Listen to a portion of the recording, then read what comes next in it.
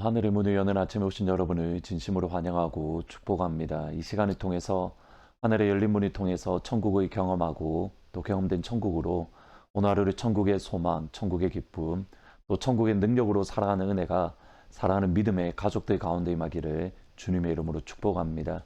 오늘은 요한복음 11장 3절부터 6절까지 읽어드리겠습니다. 이에 그 너희들이 예수께 사람을 보내어 이르되 주여 보시옵소서 사랑하시는 자가 병들었나이다 하니 예수께서 들으시고 이르시되 이 병은 죽을 병이 아니라 하나님의 영광을 위함이요 하나님의 아들이 이로 말미암아 영광을 받게 하려 함이라 하시더라. 예수께서 본래 마르다와 그 동생과 나사로를 사랑하시더니 나사로가 병들었다 함을 들으시고 그 계시던 곳에 이틀을 더 유하시고. 오늘 본문의 말씀은 죽었던 나사로를 다시 살리시는 표적, 곧 예수님의 하나님 아들이 되심을 보여주는 하나님 나라의 표적에 대한 말씀입니다. 이 말씀을 읽으면서 특별히 미국에 살아가는 그리스도인으로서 저희들이 마음에 품고 또는 생각해야 될 교훈이 있습니다. 먼저 4절을 보시면 예수께서 들으시고 이르시되 이 병은 죽을 병이 아니라 하나님의 영광을 위함이요 하나님의 아들이 이로 말미암아 영광을 받게 하려 함이라. 나사로의 병은 하나님의 영광을 위한 병입니다. 나사로의 병은 하나님의 아들이신 예수님이 그것을 통해서 영광을 받기 위함이다라고 분명하게 말씀합니다. 그것이 기적과 표적의 목적이고 이유입니다. 그 다음이 중요합니다. 그 결정을 누가 하십니까? 하나님이 하십니다. 나사로가 병에 걸리는 것도 하나님이 결정하십니다. 나사로가 회복되는 것도 하나님이 결정하십니다. 다르게 표현하면 우리의 삶 속에 하나님의 표적과 하나님의 기적이 일어나는 것을 결정하시는 분은 누구신가? 우리가 믿고 섬기는 좋으신 하나님 아버지, 오직 하나님만이 그 결정을 하신다는 겁니다. 기적과 표적이 일어나는 것은 전적으로 하나님의 결정입니다. 우리 삶에 기적과 표적이 일어나지 않는 것은 전적인 하나님의 결정입니다. 우리의 몫이 아닙니다. 기적을 주시는 분도 하나님이시고 기적을 주지 않으시는 분도 하나님이십니다. 쉽지는 않지만 우리가 그것을 인정하는 것, 모든 것이 하나님께 속했다는 것을 인정하는 것, 그것이 믿음이다라고 성경은 말씀합니다. 두 번째로 기적과 표적이 어떻게 일어나게 할 것인가? 그건 역시도 하나님과 예수님께 속해 있다. 이것 역시 인정하는 것이 믿음입니다. 예수님께서 병들었다는 소식을 들으셨던 곳이 요단강 건너편, 일반적으로 바타니아라는 곳입니다.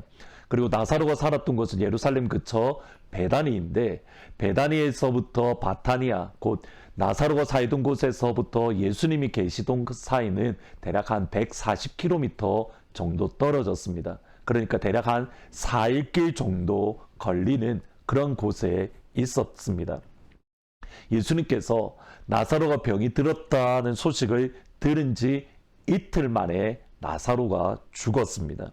그러니까 예수님께서 나사로가 병들었다는 소식을 듣자마자 곧장 달려여 가셨어도 나사로는 이미 죽은 지 2일 정도가 지났다라는 계산이 나옵니다. 그럼 이제 또 다른 질문이 나오는 겁니다. 그러면 나사로의 예수님에게 나사로가 병들었다는 소식을 알릴 필요가 없는 겁니까? 또 다른 치료의 방법은 전혀 없는 겁니까? 또 다른 치료의 방법이 있습니다. 예수님께서 치료하시는 방법 또는 회복하는 방법들을 보면 정말 우리의 생각을 뛰어넘는 것들이 많습니다. 어떤 때에는 마음속으로 귀신을 꾸짖으시기만 하더라도 귀신이 쫓겨나고 떠나갑니다. 어떤 때에는 땅에 침을 뱉어서 진흙을 이겨서 그 진흙을 눈에 바르고 그것으로도 부족해서 실로암 연못으로 가서 씻으라, 그런 말씀도 주십니다.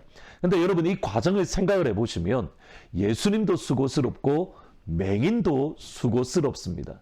침을 뱉어서 진흙을 이기려면 얼마나 많은 침을 뱉어야만 하겠습니까? 앞을 볼 수 없는 맹인이 그 실로암 목까지 가는 과정에서 얼마나 많은 어려움들, 돌부리에 넘어지고 앞에 무엇이 있을지 모르는 그러한 두려움이 그를 붙들겠습니까? 어떨 때는 손을 얹어서 안수함으로 고치십니다. 어떤 때에는 가라, 이미 내 딸이 치료를 받았느니라, 이미 너의 하인이 회복되었느니라, 내 믿음대로 되있지어다. 예수님이 방문하지 않으시고 그들을 치료해 주시기도 합니다. 그러면 예수님께서 나사로가 병들었다는 소식을 듣자마자 그냥 그 자리에서 그를 고쳐주면 되는 것 아닙니까? 굳이 예수님이 가지 않으시더라도 나사로가 회복되었어, 나사로 이 시간 치료되었어, 굳이 살길을 가셔야 될 이유가 무엇입니까? 여기에 믿음이 또 필요한 겁니다. 그것 역시도 예수님의 결정이라는 겁니다. 사실 종종 그런 마음이 들 때가 많습니다. 분명히 하나님께서 해결해 주실 것을 압니다. 예수님께서 이것을 관심 갖고 분명히 이루어주고 응답하실 것 알고 있습니다. 그런데 하나님은 코너까지 밀어붙이십니다.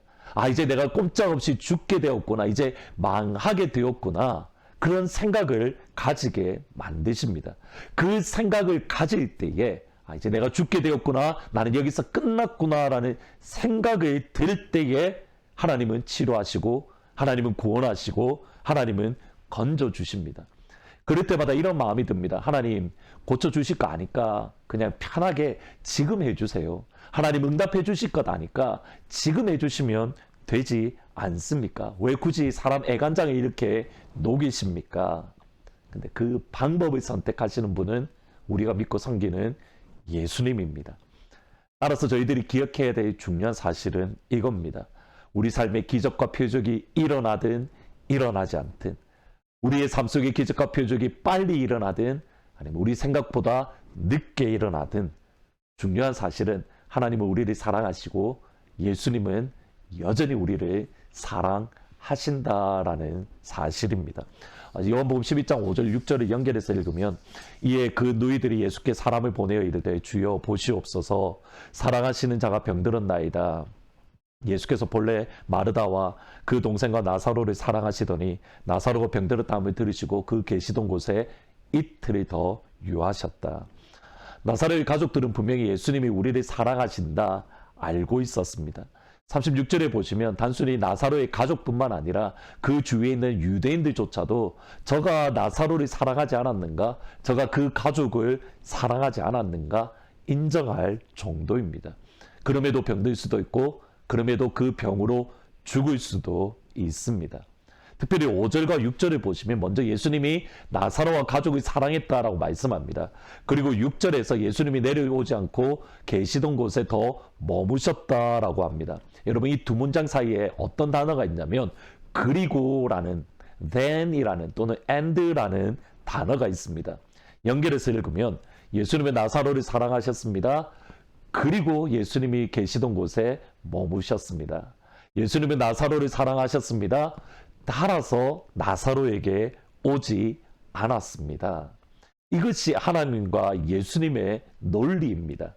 우리의 논리와 다릅니다. 우리의 논리는 예수님이 사랑하시기에 오시는 건데, 예수님이 사랑하십니다. 따라서 오지 않습니다.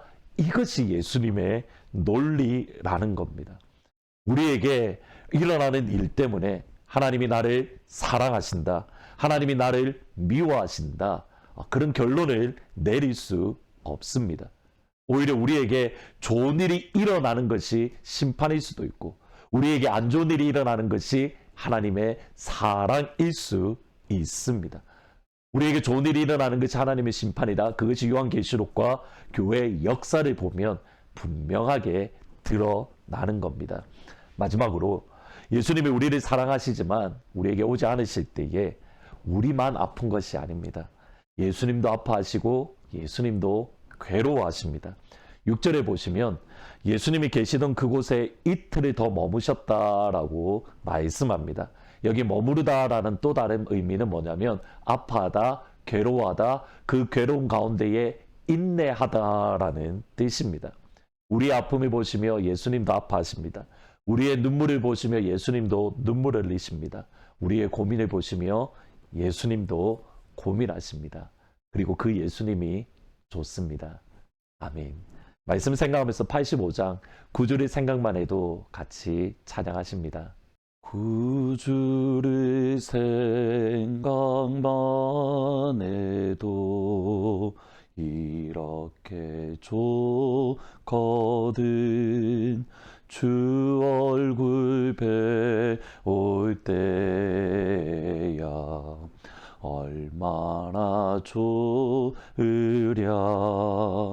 만민의 구주 예수의 귀하신 이름은 천지에 있는 이름 중 비할 데 없도다. 아멘. 기도하시겠습니다. 아버지, 그렇습니다. 우리에게 어떠한 상황, 어떠한 환경 속에서도 모든 것이 아버지의 손 안에 있음을 인정할 수 있는 그 믿음의 자리에 설 수 있도록 주님 축복하여 주옵소서. 우리 삶 가운데 기적이 일어나는 것도 또는 기적이 일어나지 않는 것도 전적인 아버지의 뜻이고, 우리가 어떻게 회복될 것인가 그 또한 아버지의 뜻이기에 우리에게 일어나는 일로 인해서 우리의 믿음이 흔들리는 것이 아니라 그 가운데서 변하지 않는 사실, 아버지의 사랑을 끝까지 붙들 수 있도록 하나님 도와주옵소서.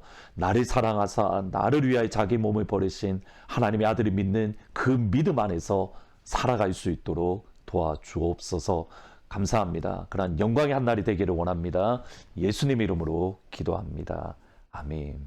오늘 이 하루 나를 사랑하사 나를 위하여 자기 몸을 버리신 하나님의 아들을 믿는 믿음 안에 사는 것이라, 그런 하루가 되기를 진심으로 축복합니다. 오늘은 특별히 아프가니스탄을 위해서 기도하실 때에 아프가니스탄에 숨어있는 그런 믿음의 성도들 가운데에 또 다른 성도들과 함께 믿음의 교제를 나눔으로 그들의 믿음이 흔들리지 않고 끝까지 달려나갈 수 있도록 믿음의 교제가 풍성하게 일어날 수 있기를 위해서 같이 기도해 주시기를 부탁드립니다.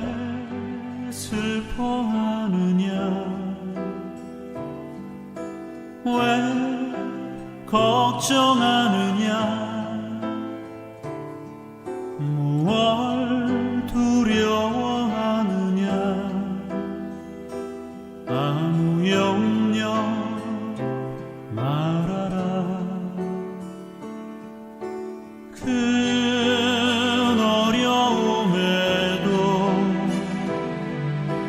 큰 아픔 있어도 이젠 아무 걱정하지 마. 내가 널 붙들어 주리. 내가 너와 항상 함께하리라.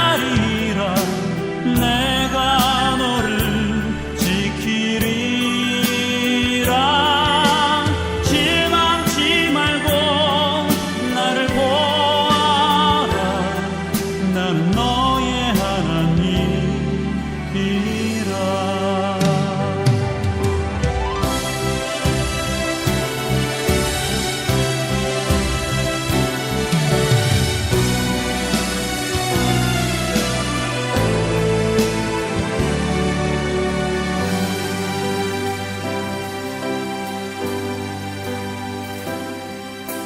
왜 슬퍼하느냐, 왜 걱정하느냐, 무얼 두려워하느냐, 아무 염려 말아라. 큰 어려움에도 큰 아픔 있어도 이제 아무 걱정하지 마. 내가 널 붙들어 주리. 내가 너와 항상 함께하리라.